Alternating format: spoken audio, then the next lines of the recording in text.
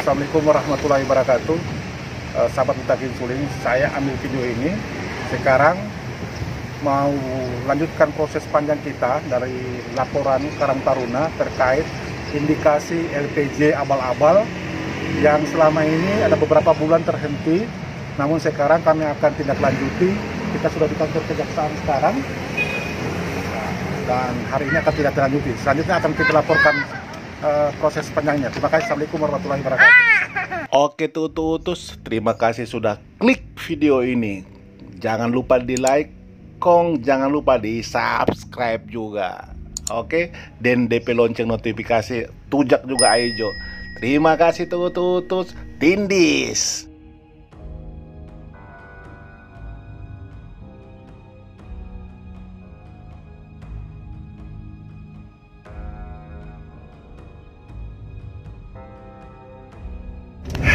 Baik teman-teman, sahabat Mutakin Suling dimanapun berada, tadi kita sudah ke kantor Kejaksaan Negeri Luwuk dengan tujuan melanjutkan amanat daripada pleno Karang Taruna, di mana apabila sudah tiba waktunya maka kita akan melaporkan ke Bawasda dan ke Kejaksaan. Nah, kenapa baru sekarang saya masukkan laporan tersebut? Itu dikarenakan banyak hal yang menjadi pertimbangan. Pertimbangan kemanusiaan, pertimbangan secara organisatoris, dan pertimbangan hal-hal tertentu. Secara organisatoris, kenapa saya tunda sampai beberapa waktu cukup lumayan lama dan membuat netizen, teman-teman, bahkan publik itu menjadi penasaran. Apakah ini hanya gertak sambal seorang Mutakin Suling sebagai mantan aktivis yang sudah tidak ada taringnya misalnya? Saya mendapatkan inbox, bahkan WA dari pihak-pihak tertentu yang mempertanyakan laporan tersebut, LPG tersebut. Saya tidak menjawab, dan hari ini saya jawab dengan fakta kedatangan saya di kantor Kejaksaan Negeri Luwuk Banggai. Kenapa saya tidak jawab? Ada banyak hal marwah yang saya jaga. Pertama, secara organisatoris, sebenarnya kami mau jaga ini, organisasi sosial, organisasi masyarakat yang bersentuhan langsung dengan kepentingan kepemudaan, yang mengawal kepentingan aspirasi-aspirasi seluruh rakyat di wilayahnya masing-masing. Terutama kita di Kabupaten Banggai yang tentunya ada turunan Karang Taruna kecamatan, baik di kelurahan maupun di tingkatan desa. Nah, secara organisatoris kami sudah lakukan itu tahapan, bahkan sudah mengklarifikasi, bahkan berakhir dengan ada unsur kesengajaan yang mau menghilangkan jejak ini, seakan-akan ini menjadi redup dan hilang di permukaan. Tapi yang namanya kebenaran tetap akan saya kejar sampai dimanapun harus ditemukan itu. Nah, secara organisatoris sudah kami tanda tangani, saya langsung menandatangani itu sebagai wakil ketua 1 dan wakil sekretaris 1 Zulfikar Kusika. Jadi kami sudah tanda tangan itu resmi. Kemudian LPG kami sudah fotokopi juga. Kami lampirkan juga di situ adalah bukti beberapa hal terkait WA dari pihak yang kami laporkan, ya kan, yang bertanggung jawab di dalam LPG ini. Ini LPG aslinya. Jadi ketika ada perubahan, ketika ada pergantian laporan tersebut, atau ada upaya mau memperbaiki, menghilangkan jejak daripada laporan tersebut, maka kami sudah mempunyai aslinya. Ini asli, kwitansi asli, walaupun isinya ada yang benar, ada juga yang diragukan kebenarannya. Nah, oleh sebab itu teman-teman, itu secara organisatoris kami menghormati. Bahkan saya sebelum hari ini melaporkan, berapa waktu hari yang lalu, saya sowan kepada ketua PLT, pelaksana tugas sementara. Jadi PLT itu adalah pelaksana tugas sementara untuk kepentingan mempersiapkan musyawarah mencari figur ketua baru yang telah di PLT-kan oleh kawan-kawan 7 orang di luar saya. Jadi hari ini saya harus sampaikan bahwa secara organisatoris saya juga sudah pamit kepada beliau, dan beliau juga melalui WA mengatakan oke, silakan mainkan saja ke Anda, dan hari ini saya lakukan itu. Jadi secara organisatoris saya sudah pamit sama ketua dan menyampaikan bahwa saya sendiri yang menandatangani laporan tersebut bersama dengan sekretaris, wakil sekretaris 1 yaitu Zulfikar Kusika. Karena tidak mungkin sekretaris itu akan menandatangani, karena beliau juga di dalam adalah bagian yang akan nanti dipertanyakan. Jadi saya ulangi sekali lagi, mempertegas laporan ini. Laporan ini adalah laporan yang sifatnya organisatoris, melaporkan organnya. Saya ingatkan ya, tidak pada oknum-oknum. Jadi jangan ada asumsi ini melaporkan misalnya KSB atau si A, si B, si C, itu tidak. Yang kami laporkan adalah organisasinya atau Karang Tarunanya. Kami minta kepada kejaksaan untuk membantu periksa kita orang. Apabila ada indikasi atau indikator, ada temuan misalnya kami korupsi, maka kita harus siap sama-sama untuk itu, karena ada uang rakyat di dalamnya.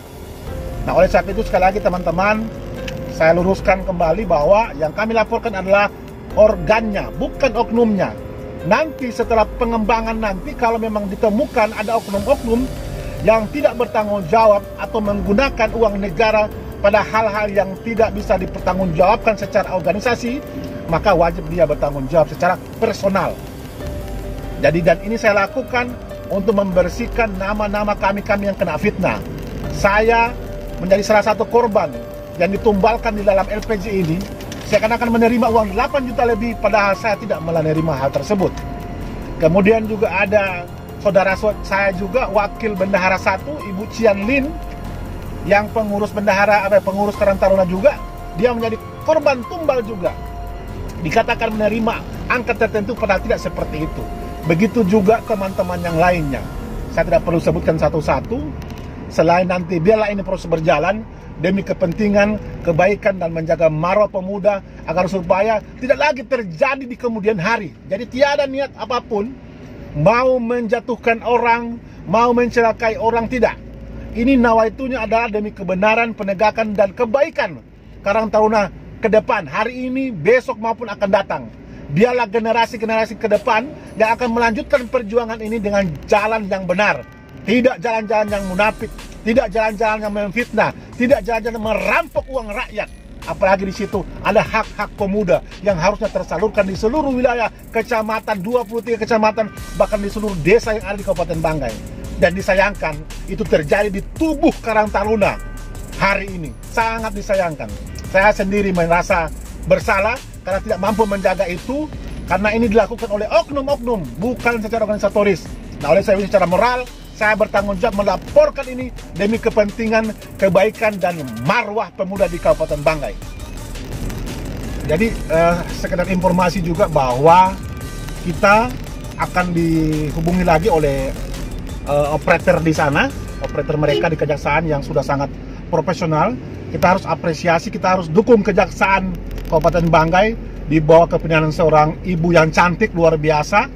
Kita yakin beliau bisa menjadi pemimpin yang akan menghilangkan korupsi di Kabupaten Banggai, dan insya Allah itu menjadi prestasi. Apalagi Adiaksa kita hari ini luar biasa, menjadi kebanggaan, di mana mereka punya PAUD, ya, PAUD atau pendidikan anak usia dini.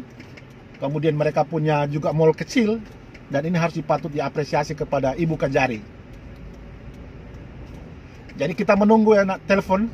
Jadi setelah ditelepon baru kita akan kembali ke kejaksaan kembali. Terus kemudian setelah itu kami mungkin akan dimintai keterangan atau apa, kita tinggal menunggu.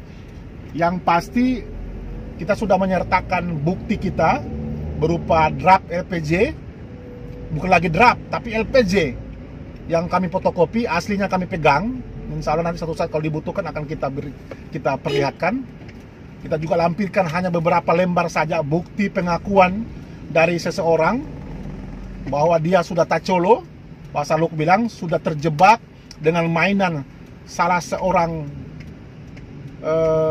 penanggung jawab juga di tubuh pelaporan LPJ tersebut, di mana kami juga punya bukti memberikan keterangan di situ bahwa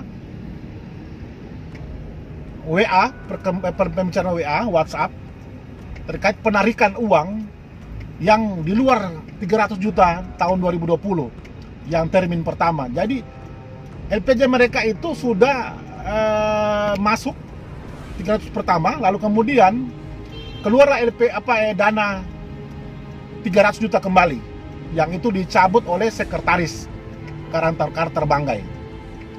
Nah, di tanggal tertentu terjadi hal yang luar biasa. Ada penarikan kembali di tengah penarikan tersebut terjadi di Februari sekitar tanggal 18 kalau tidak salah, yang seharusnya sudah tidak bisa ditarik lagi karena sudah lewat tahun anggaran. Harusnya anggaran itu dihabiskan dan dibuat LPJ-nya di tahun 2020, karena hibah tersebut adalah hibah tahun 2020, tahun anggaran 2020, sebesar hampir 600 juta lebih, atau tepatnya 600 juta, karena 300 pertama kita sudah masukkan buktinya juga, kemudian yang kedua 300 juta lagi. Namun sayang, ada keanehan luar biasa bahwa LPJ itu dimasukkan Desember tanggal 7, bertepatan juga dengan SK PLT baru daripada pengurus baru tanggal 7.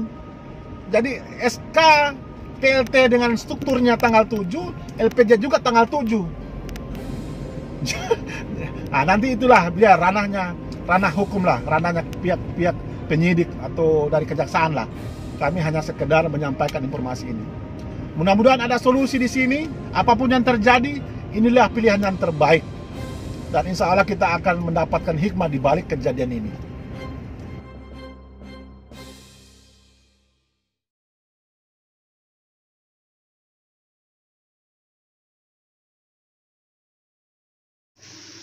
Kebenaran itu takkan terkalahkan.